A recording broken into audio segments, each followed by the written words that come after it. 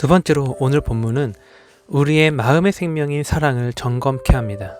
다시 본문 13절을 보고자 합니다. 이미 보았듯이 유대인들은 여호와를 찾지 아니하는 자의 생명을 없이 하기로 맹세하였습니다. 그런데 여러분, 여호와를 찾지 아니하는 자, 정확히 어떠한 자입니까? 좀 더 정확히 알기 위해 우리는 원문을 봐야 합니다. 원문을 보면 여호와를 찾지 아니하는 자란 여호와를 의식적으로, 즉 의도적으로 배척하고 거절하는 자입니다. 적극적으로는 여호와와 그 언약을 가치 없는 것으로 여겨 뒤로 던져버리는 자란 뜻입니다. 여러분, 그냥 배척하고 거절하는 자가 아니라고 합니다. 그 언약을, 하나님을 가치 없게 여겨 뒤로 던져버리는 자라고 합니다. 무엇을 뜻합니까? 여호와 하나님과 그 언약에 대해 알고 있는 자임을 뜻합니다. 그럼에도 불구하고 여호와 하나님보다 그의 언약들보다 다른 존재가, 다른 것이 더 믿을만하고 의지할 만하다고 여기는 것입니다. 그래서 여호와 하나님과 그 언약을 가치 없게 여기고 뒤로 던져버린 것입니다. 우리는 이러한 인물들을 성경 곳곳에서 발견하게 됩니다. 대표적 인물이 구약의 여로보암 왕과 신약의 데마입니다.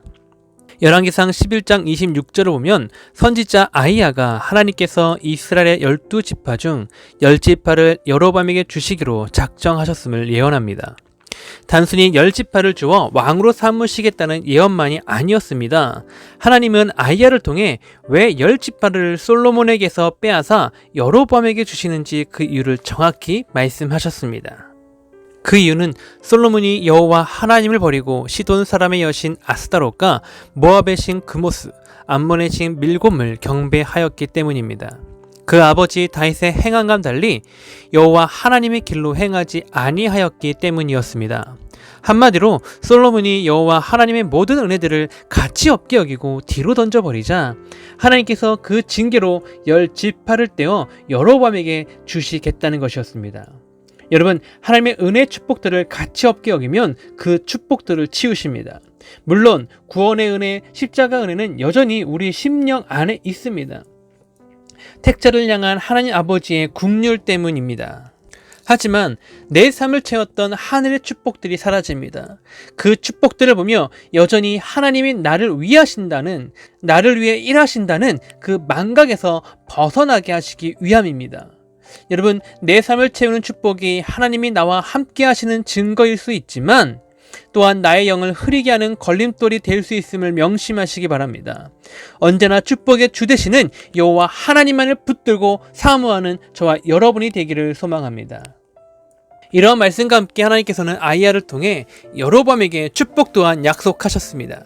열왕기상 11장 38절입니다. 네가 만일 내가 명령한 모든 일에 순종하고 내 길로 행하며 내 눈에 합당한 일을 하며 내 종 다윗이 행한같이 내 율례와 명령을 지키면 내가 너와 함께 있어 내가 다윗을 위하여 세운 것 같이 너를 위하여 견고한 집을 세우고 이스라엘을 내게 주리라.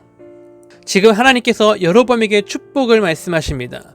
단순히 내가 너를 돕겠다, 흥하게 하겠다가 아닙니다. 성경에서 가장 큰 은혜와 축복을 누린 다윗을 위하였던 것 같이 여로보암, 너를 위하여 너의 집을 세우겠다, 이스라엘을 내게 주겠다는 축복입니다. 더욱이 열왕기상 12장 15절 하반부를 보면 하나님께서 친히 이 약속을 이루시기 위해 솔로몬의 아들인 르호보암의 판단력을 흐트리시고 들을 길을 닫으십니다.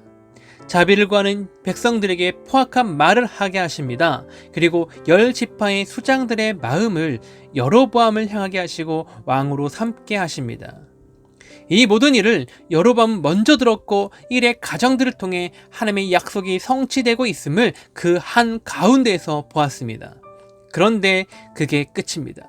들었던 그 모든 것이, 보았던 그 모든 것이 하나님을 예배하기 위해 남쪽 예루살렘 성전으로 향하는 백성들의 모습을 본 바로 그 순간 가치 없는 것이 되었습니다. 그래서 백성들의 마음을 잡고자 금심상을 만들어 섬기게 합니다.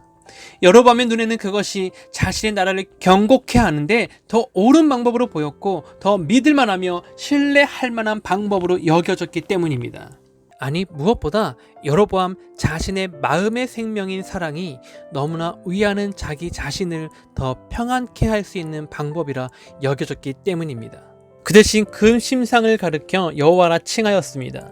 그렇게 해서 금신상이지만 어쨌든 여호와 하나님을 섬기는 것이라 스스로 타협해 버렸습니다. 그에게 더 이상 여호와의 약속은 그 계명과 율례, 아니 여호와 하나님은 금신상보다 못한 존재로 전락해 버린 것입니다. 문제는 여로보암이 금신상을 만들어 여호와라 칭한 일이 즉각적인 효과를 보였다는 것입니다.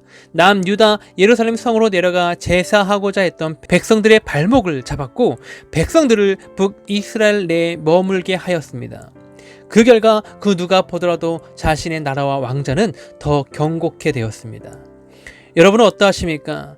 여러분의 눈에는 하나님의 말씀을 따라 인내하며 행하는 것과 지금 당장의 효과를 가져올 세상의 방법을 사용하는 것 중 어떤 것이 더 옳은 방법이며 더 신뢰할 만하다 여겨지십니까?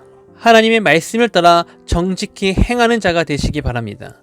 그 약속의 때를 기다리며 인내하는 저와 여러분이 되기를 소망합니다. 그러면 하나님께서 우리 눈에 보여주십니다.